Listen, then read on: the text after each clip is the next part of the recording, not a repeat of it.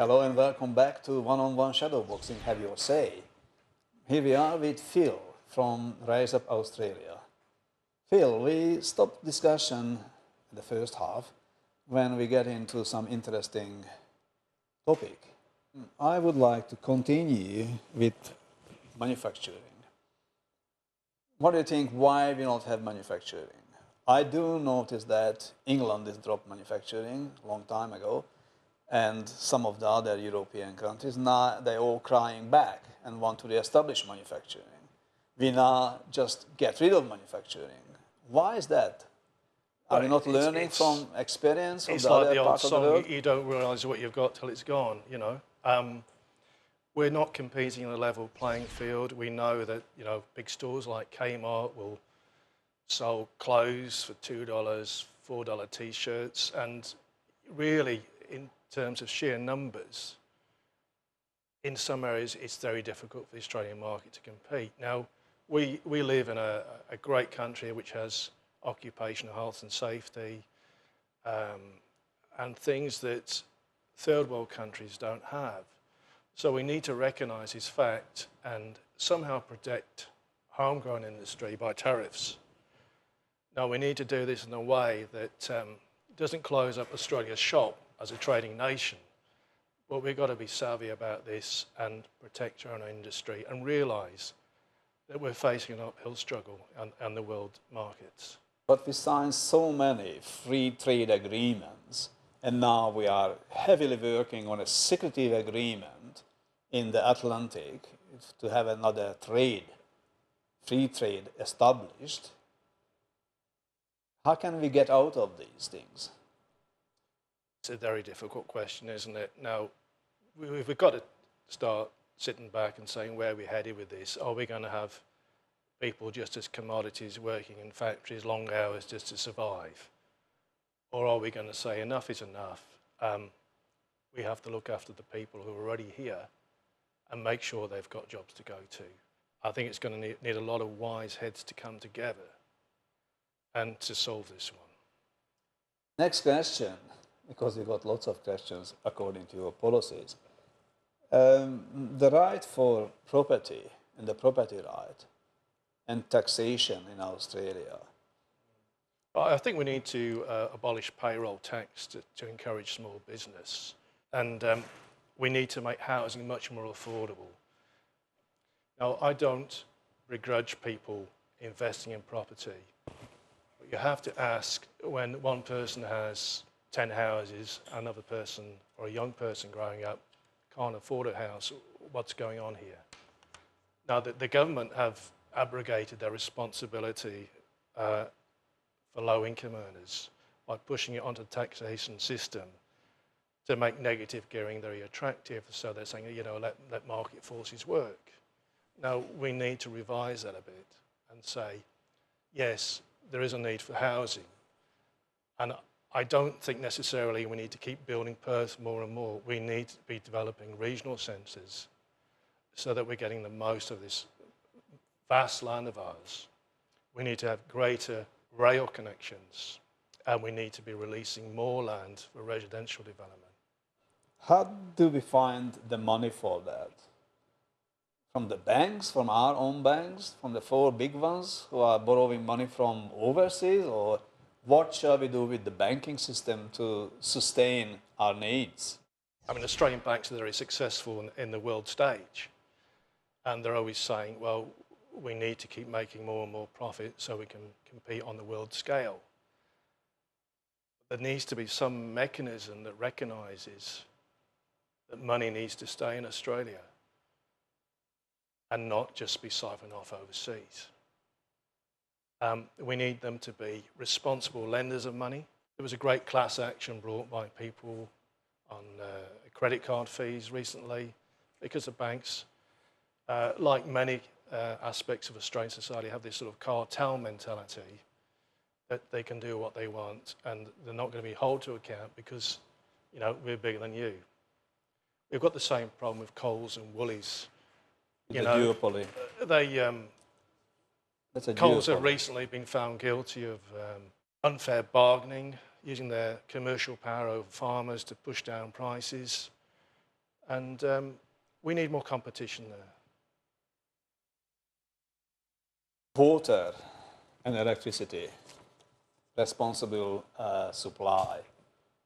We've got to, we've got to bite the bullet and look at drastic measures to make Australia self-sufficient in power and utilities. With water, this is going to be a big issue in the future because without water you can't live, and nations need water.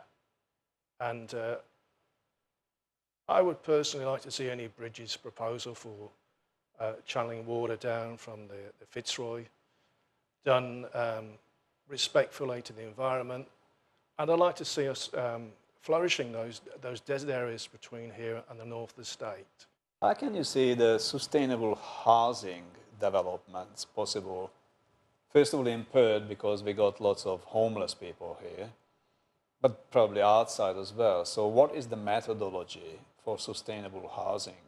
I personally would like to see local councils take responsibility for housing as they do in the UK, and perhaps using some of their funding towards that. Kevin Rudd did introduce some initiatives to encourage low-cost housing, and there's got to be more intervention rather than just letting the markets roll. It's a difficult question and one we're going to have to address more and more as our population increases. What's the party's policy, if you got any, on the aging population? I think old people have earned the right to live in dignity in their twilight years.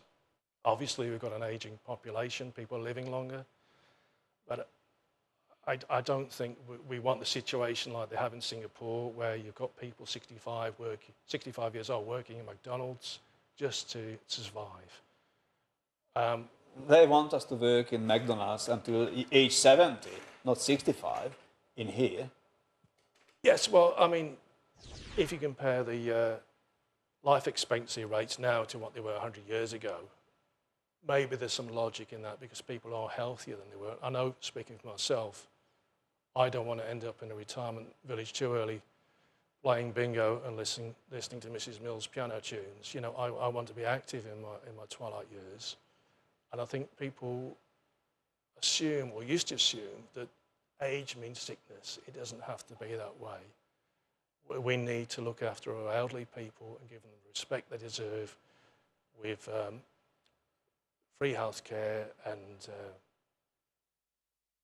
a job environment that is appropriate to their age. If we want the older generation to work longer, are we creating more unemployment for the young people? Well, yeah, now this is a big question. I mean, this goes hand in glove with maintaining and developing Australian manufacturing industry and Australian farming. Maintaining, which we not have. Well, that's right. Re-establishing, We've got to shore it up and protect what we have left and build on it. Now, we need to encourage our young people to go in those trades that are appropriate to our needs at the time, whether it's mining or whatever. And it's good to see that trades are getting the recognition that university places are getting, that money is going in that direction. I think there's some great opportunities for young people in this state, and they just need encouragement. There's not enough jobs around, and it's said, you know, if China sneezes, then we to an extent fall over. That's why we can't be dependent on overseas interests just to shore us up, because this is what happened in the United Kingdom. We've basically, in the United Kingdom, we've just got a financial services centre now in London, and that props up a lot of the UK economy now. We don't want to go down that road. We've got to be smart. That's, you say, the rise of Australia. It's not what the current political parties represent. They're representing the opposite. Well, I can't speak for other parties. What they do and what they see fit to do is outside my control. I can only say what's on my heart and the hearts of the people in my party. That remark of yours has led me into the next question. The next question is, your party is saying something wrong with the electorate rules, the rules of elections. What is wrong and how do you want to change it? As we saw at the last federal election, some votes went missing. There needs to be greater security over the voting system. There needs to be ID shown at the polling booth. You know, the major parties would love to squeeze out all the minor parties and just have a two-team soccer game on the field between themselves. They want to raise the deposits to make it harder for newcomers to come in. You know, they were upset that their little party was rained on by all these minor parties in the federal election. But that's what democracy is about. Now, the voting system is a bit crazy, and it was manipulated there, and obviously there needs to be some reform with the preferencing that went on. But if we're going to say, oh, we're raising the benchmark this high, you can't stand unless you've got 5,000 people on a piece of paper and you can find $10,000 a candidate, then we're in big trouble. How do you see the future of your party? What you want to achieve with the party? We want to maintain our Judeo-Christian values in this country. This is why people come to this country. It's because we've got freedom of speech.